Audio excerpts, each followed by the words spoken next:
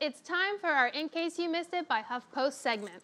The 91st Academy Awards took place last night in Los Angeles, and many of this year's top film contenders were in attendance. Here to chat with us about the 2019 Oscars is the host of In Case You Missed It by HuffPost, Heather Gardner, and editorial director of HuffPost Personal, Noah Michelson. Woo!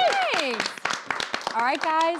The first time in 30 years that the Oscars went without a host. What did we think? I thought it was great. I thought it was so refreshing. I honestly did not miss having a host one bit. I thought the show was still super long. Like by 11 o'clock, I was like, you know what? Thank God we didn't have a host, especially someone who was going to be yelling the whole time. I have to say, I only care about the opening monologue really when it comes to a host. And Tina Fey, Amy Poehler, and Maya Rudolph basically did that. So they basically had these like pseudo hosts that just started off the show, and then everybody just took it from there. So yeah, I didn't feel like I missed anything. And the way that we watch award shows now, I feel like, is like people watch clips the next day, or we just watch it piecemeal, and so I don't even know if we need a host anymore. We don't need someone like leading us through it. Right, host or no host, it's still gonna be super boring.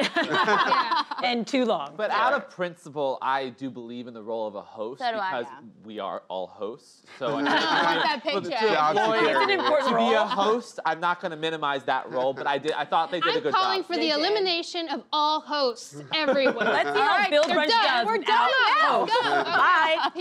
No, but you're right. The presenters did such a really great job. And I think my favorite, of course, the trio right at the top, Tina and Maya. But I loved Melissa McCarthy, too, when she came out. She stole the show. Good. She did. All the rabbits. I thought that was so dumb. Really? I was like, are people laughing at this? This is like so stupid. Wait, did you see the little rabbit puppet, though? That kind of got me. I saw the favorite. I just kind of didn't do I think her and Brian Henry, they were such an interesting pair that I actually liked them. I don't know, her with Elizabeth I hair wig and then the Queen Anne outfit with the bunnies. I thought that was really funny. I guess just the fact that I feel like because there wasn't a host, every category was just like reaching so hard to like do a bit, and I'm just like, okay. Like who did the bit where they were like talking quietly and then loudly for the sound? Diana Guerra. And then every time she spoke, James McAvoy was like, ooh, and I was like, yeah, but that's why sticks. I like it. That's why we appreciate Melissa McCarthy, because she did well. Right. I thought she did a great job. She could get up there and do anything though, and I would be happy. I also just love that J-Lo is there. Like, J-Lo is so classy and stunning. She looked like a huge disco ball. Right. But I was okay with that. She's I was everywhere, like, though. But I'm okay with that. Yeah, I'm okay with it, Bring too. J-Lo out. I felt like it added a little bit of something that wouldn't have been there otherwise. I actually thought my favorite presenters were Jason Momoa and Helen Mirren because anyone else want to watch them in a movie where they get stranded on a desert island together? Like, hot couple alert right there. Let's get that movie made. Helen Mirren, Jason Momoa. Yeah. Okay. They were like, I'm just gonna end it. Button that up. All right, now we got to talk about the controversies, of course, with the Best Picture winner, Green Book. This was shocking to me. I literally, everything was on a high for me, and then that moment happened. I'm like, what? It was shocking. I think, there's been controversies all the way just because of the way that it was filmed. A lot of people were upset with the way that they portrayed the story itself. The family of Don Shirley wasn't contacted until after they finished it. A lot of people feel like it just sort of like served up a feel-good thing for white people to sort of say, here's white saviors on a platter. Right. And Well, it did. People just didn't feel that way. That's what they did. Well, you look at the Academy, too. It is predominantly white and male still, and so you're looking at who's voting. It's changing. Who was on that stage, too. When they went up there, it was a lot of white people. Right. Green Book is Oscars bait. A movie made by white people about race relations in America. Exactly. You gotta win that Oscar because that is what the Oscars love. And I didn't see the movie because his family didn't co-sign it, and for me that was such a big part. If you're telling this man's story, I felt like it needed to come from his journals or his own personal experience, and it just didn't. So that's why I chose not to see it. But we actually, on our Weekend Watch show, we had Christopher Rosen, who talks a lot about film, and he was explaining how people vote.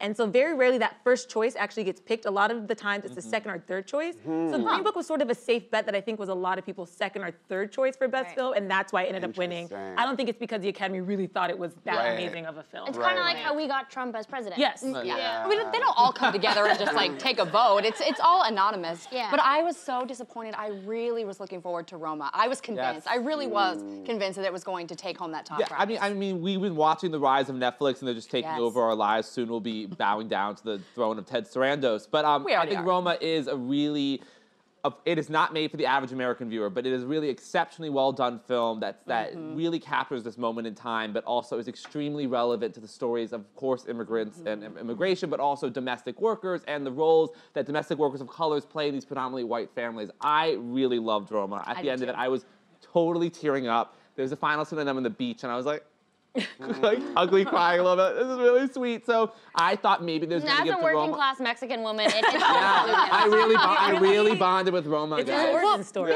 They did pick up quite a few awards. Netflix did. I mean, and especially for Best Director. That was another big surprise for me too. I was really wanting Spike Lee to win, but I also couldn't be mad that Alfonso won as well. It was a beautiful film. It was a slow film, but it was beautiful. It was a film that Brittany and I both admittedly fell asleep in. Did not finish, but it was beautiful. You have to watch it. That first hour I watched was. It's good. You can appreciate that first half, when you're starting to fall asleep. Spike Lee did have some really cute moments at the award show. I loved how much he was hamming it up with his rings. I loved his message when he won. I loved him jumping into Samuel Yes, that was the moment. Oh, that's so sweet. I love when him and Bette Midler had that moment about both being from Brooklyn, too. Babs. It was Barbara. Oh, yeah, because I was going to say that because I love both of them, and they had this Brooklyn moment, and I was like, yes, Babs. I was all my old ladies together. It is just so satisfying to see someone who we've loved for 30 years to finally get their moment, and this was his moment, and I lived for it. I just wanted him to win Best Director so badly. The movie is fantastic as well, so he was very, very well deserved. My favorite speech of the night was Olivia Colman. Oh, it was the most like earnest, giggly, like flubbering, flailing. Like it was so cute and endearing, and like I want her to win an Oscar just for that speech. It was and like just ending it with like Lady Gaga. Like it was amazing. I think it's because she wasn't expecting it. Everybody thought Glenn Close. You want the underdog so often, and she did it justice. You know what I mean? You want one of those speeches to sort of bring it home where you're like, I love you. I love what you just did. But I feel like she did it in a way that only a British woman can. Like the only other woman who's given a speech like this is Adele. I was just going to say the same and you're thing. like so happy for them, even though that's not who you thought was going to win. I'm like, this is who I wanted to win. I didn't even know it because she was so. It meant so much to her. When she even thanked her parents, she was like, my parents. Oh, well, you know what I'm going to say. Yeah. She didn't get through it. A little self-deprecating. Yeah. Like the perfect amount. Yeah. She was like, Glenn Close, I didn't want it to be this way. That's what I mean. It was like so cute. Exactly. No, I mean, I really thought Glenn was going to win, though I did love The Favorite and I loved Olivia Colman. I was kind of sad for Glenn because she's been nominated so many times. She'll win one. I also thought I really loved Glenn Close's cape. There were a lot of great capes. Secret winner of the Oscars, capes. They made a comeback. A lot of people had a super, quite a cape. Well, then, and then Olivia Colman had a cape too, kind of. Like, I'm telling you, capes are coming back, guys. Get them now. Glenn Close's look made her lost all the money. Wait, because she dressed up like As an an Oscar. Her it's like you're gonna wear all gold and win your first Oscar at 71 and have this amazing moment, and she just sat there like. Right. It's so tough. It's tough to watch because I wanted her to win, and then you see Olivia, and you're like, but I also want you to win. Yeah. Olivia's great. Glenn Close won. I mean, like in all of our hearts. In life. We all won. That dress, guys, weighed 42 pounds. Did it really? That's insane. Like, doing I mean, cardio. honestly, a round of applause for Glenn Close. I mean, really. Superhero. Lady Gaga, another big winner, another big moment. I mean, the moment, I think, of the Oscars. Yeah. Oh, it seems like we have some feelings about this, Brittany. No, I support it. It was just like very dramatic. It was. Their voices were beautiful. They created this moment where they walked up on stage. I've never seen something like that at the Oscars.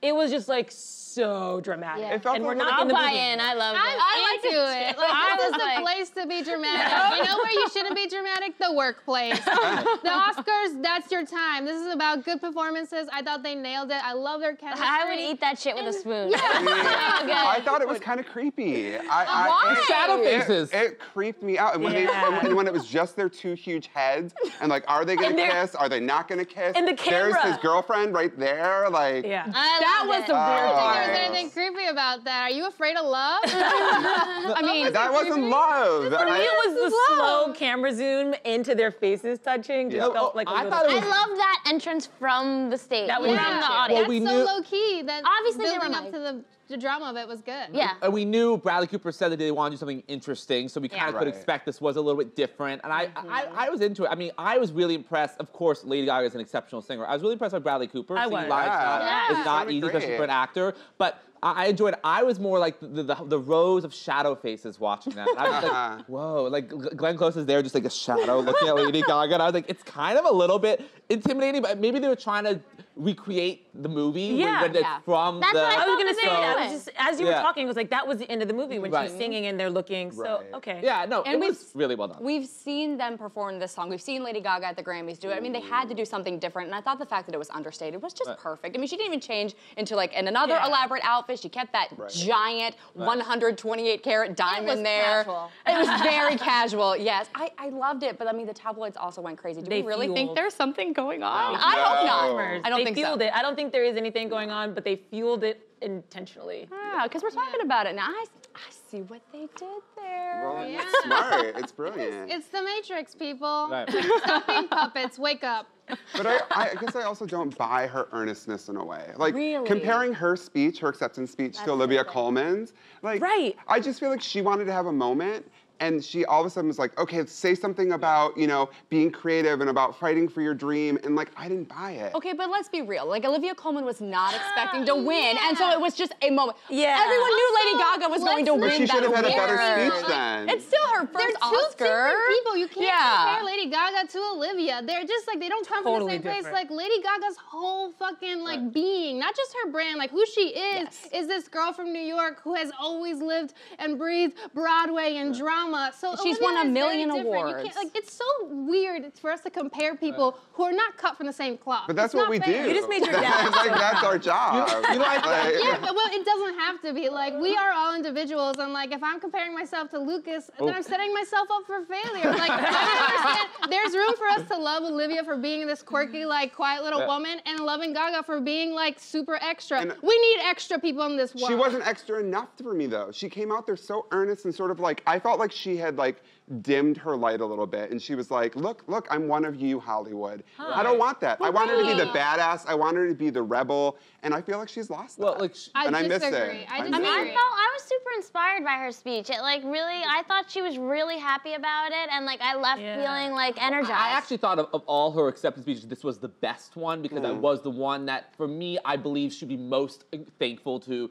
Like, I did not appreciate the Grammy crying. You are a multi-platinum winning artist who's won 6 Grammys. You knew you were going to win a Grammy. Right. You don't need to cry then. Oscar, I was like, this was what she was working for. Yeah. I also think just because Lady Gaga, this is no fault of hers, it's been so long a promotion of The Star is Born. Yeah. And it's been 8 months and there's 100 people in the room, 99 don't believe in you. So we've had We're all fatigued. this. So we're a little fatigued. But this was the one she deserved, and the one I believed was like, this is the one little Lady Gaga in New York was like looking in the mirror like, I'm gonna win an Oscar. Absolutely. Right, I was But the believing rumor is that she didn't win Best Oscar because so many voters were turned off Best by Actress? Best Actress because they were turned off by the way that she's been sort of promoting herself, and they don't really feel like that's her. She also didn't measure up to Glenn. No, Yeah, She didn't. exactly. She didn't. But, But a lot of I people. do think we're fatigued with the whole Star is Born phenomenon. 100%. Which is not her fault. That's a Yeah, studio. it's not That's a her fault. studio Pumping setting out. up for Again, pumping the out. Matrix. Stop Yeah. being puppets. So what do we guys think for next year? I mean, no host. Is this the way to go? What do we think about the controversies? What can the Oscars learn from this? Oh, can I also have one more shout out we didn't talk about? Regina King winning. Oh, yes, Incredible. yes. That was so well deserved, and someone like we've watched it from Miss Congeniality 2, and like Legally Blonde 2, to now winning like. But like 227 and Yeah, Friday, of like course. she's been an icon. She's an amazing for actress. Decades. And she was on the American Crime on ABC, which was Yeah. exceptional. She won Emmys for. So to see her now winning the Academy Award was a great moment for people who've seen her career and for women of color. And like, there's her. Like there was a lot of people of color won last night, so that was a Actually, great the most, highlight. the most ever Yeah. from the Academy, which is huge, and also progress. the most women won. Right. Yeah. For, I mean, and this is going from behind the scenes too, because we obviously have the actress and actors categories, but behind the scenes, women won the most this year than they ever have. Yeah. So it was a great So year we should for keep them. moving in that direction going Yes. forward, I would say. Like, it seems like they're answering a few of these calls. Obviously, we're still talking about all these firsts, so we're not where we want to be, but I think we're on the right path, and if we see that next year, that would be refreshing. And it looks like since ratings were up, Oscars, you don't need to change the format necessarily, like adding a popular film category, taking it away. Right. You just need to have better representation of people and of films, and then more people will want to watch. I think that's what we've learned also, is that it just just don't have just white people winning awards for movies. Tell different stories. Tell different stories. There was such a diverse class in that Best Picture. I mean, we had all different walks of life, and the more diverse the stories are, the better we are watching as viewers too. And I think they learned from their past criticisms on that, went forward. I think they can continue to do that. I think we've also found with ratings, when you have different narratives being told in those big picture categories, that more viewers are going to tune in because they've actually seen those films and connected to them, and they want them to win, versus all these high art films that people just maybe didn't connect to in the past. God, The Artist a couple of years ago. Yeah. The Oscars rose, their viewership rose 14% for the first time in 5 years. So and Black Panther won 3 awards, including Best Costume Design. Ruth first Carter and Hannah Beachler. First Black woman ever to win Best Costume. I mean, that's And Spider-Man Into the Spider-Verse won. First Spider to ever win. Also, 3 of the 4 Best Acting category wins were for queer characters, which is played by non-queer people. That's a whole thing. We're getting there. Baby's got Come back for the next segment. That's next a good week. point. We'll talk about that. Yeah. Really good point. Yeah, guys, this was so much fun. I mean, thanks for. let's talk about the Oscars. Thank you. Thank you for having us.